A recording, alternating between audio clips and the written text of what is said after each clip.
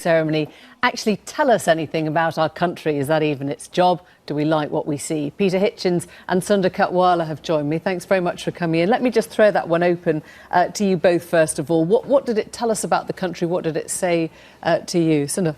Well, I loved it, and I think, you know, the world was watching, so we had the Queen with James Bond, and we had Mr. Bean, and we had some things that were recognisable, but it was a story for us, about us, full of sort of in-jokes of our national psyche and our conversation, even the shipping forecast and the EastEnders theme tune, and that's, you know, being a nation is about things we experience together, things we share, the sort of shared soundtrack of our lives. So the fact that 27 million of us were watching that night actually is something quite rare in society today, something we do together on that scale. Peter Hitchens.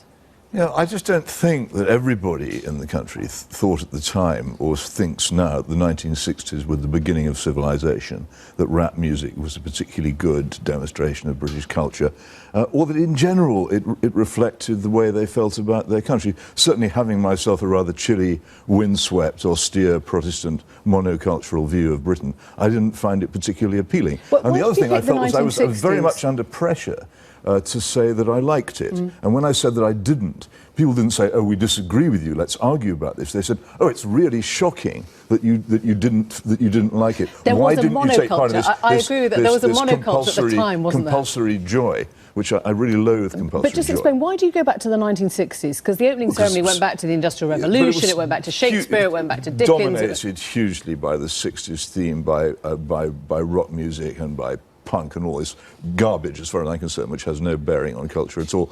And this is what they clearly were happiest with, and what dominated the whole thing.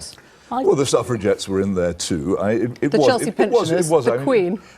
Paul Flynn, who I like immensely, who's a very good left-wing member of Parliament, enjoyed it immensely because it was left-wing. And I'm not left-wing, and I dislike the bits of it which were left-wing. I'm not so sure about that, because in a way, although it had a leftward reach and a liberal reach for something that was patriotic, you know, the history and the roots were there too. So I did think it tried to blend that. You know, they were amazed. The morning after, they expected Cotterell Boyce was on standby to defend it.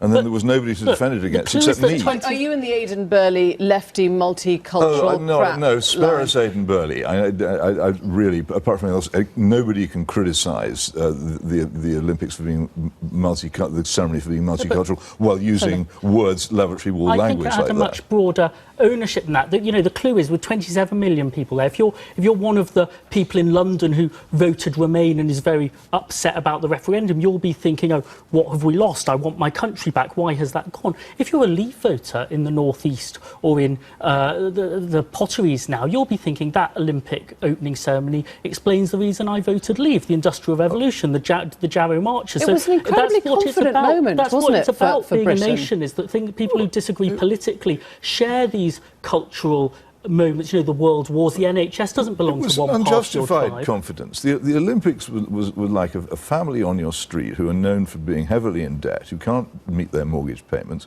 who suddenly borrow hundreds of thousands of pounds to stage an enormous party, which is what we did. This is a country hugely in debt as a state and as a people, and we splashed 9 billion quid on this immense party, which we didn't need to stage, which we actually fought to stage. But the ceremony should really have been a gigantic plug hole with George Osborne shoveling £50 notes in. Sundar's point there is it reminded people of all that we've achieved, whether it was inventing the internet and the digital revolution, inventing the industrial revolution, Shakespeare, Dickens, Harry Potter, the Queen. It gave us that sort of, if you like, nation-state confidence. Yeah, and we've soared onwards and upwards ever since, of course. Well, what does that mean? Do you think it played into Brexit in any way?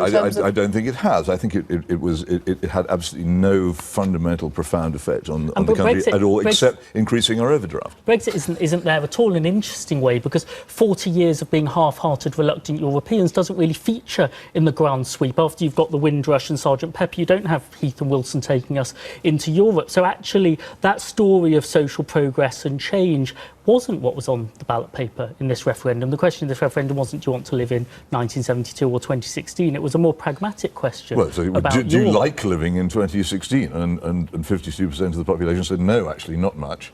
No, they said we don't think So that being in the European Union now reflects our interests and values going forward. They still own that historic sweep, which belongs to both sides of the referendum. That's what being a nation is. We don't like being ignored by the kind of people who devised that opening ceremony. This has been too short, and I apologise. It always Thank you is. both very much indeed for coming in.